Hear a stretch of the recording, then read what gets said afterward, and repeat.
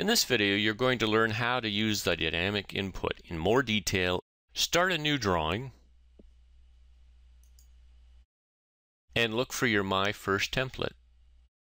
Double-click on it, and a new drawing is started, in our case drawing 2, yours might be a different number, using the template setup. Now what we want to do is save this as a drawing. Go up to Save As. Notice that because we had set on a template, it may not return to the right subdirectory.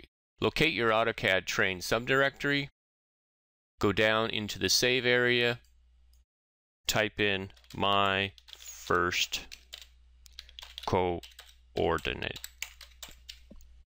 and press Save.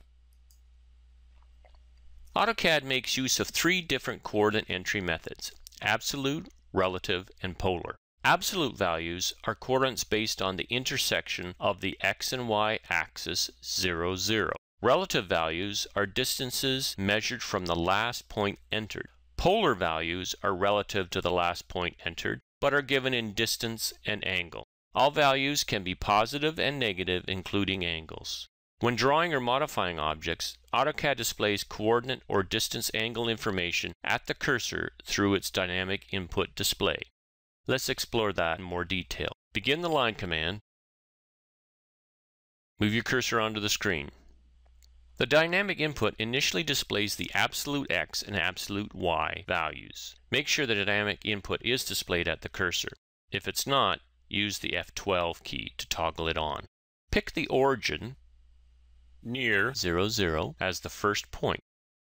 Move the cursor up and to the right. By default, the dynamic input will display a polar relative distance and an angle feedback. Notice how the distance value of the dynamic input is highlighted in blue. This means that it is active. If you just start typing, it would appear in that box. Press the Tab key, jumps the active area to the next input box, in this case the angle. Either the distance value or the angle value is locked when you adjust the other, allowing you to maintain one value as you adjust the other. Hit the Tab key to return to distance. Press 3, but don't enter. Hit the Tab key, and you can see that 3 is now gray and locked. Type 30 for the angle and press enter. The line has now been drawn at a distance of 3 and an angle of 30. What if we needed to enter an absolute coordinate in the dynamic input? To do this, we enter a prefix before entering a value. Typing the number sign, or also called the hash sign, tells AutoCAD you want to enter an absolute value based on the origin 0, 0. You then type an x value followed by a comma and the y value. Again, you can use negative or positive values. Press the number sign, press 0 for the absolute x value, so we're not going to move any direction in the x direction. Press comma, and then 2 for the y distance. So we're going to go in a positive direction, 2 from 0, 0. Hit enter. So what happened was the line returned back to the 0x location, and it is up 2 units from the y location of 0, 0. If we wanted to enter polar values, we would type the @ sign again, but this time we'll follow it by a distance, the less than sign, and an angle.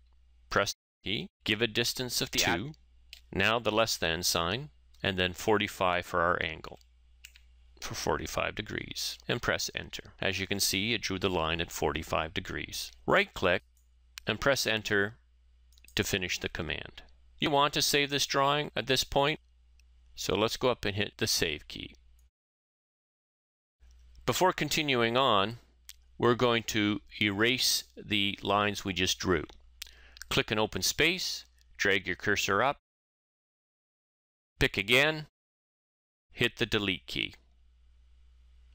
Save your file again. We're going to use it in the next video.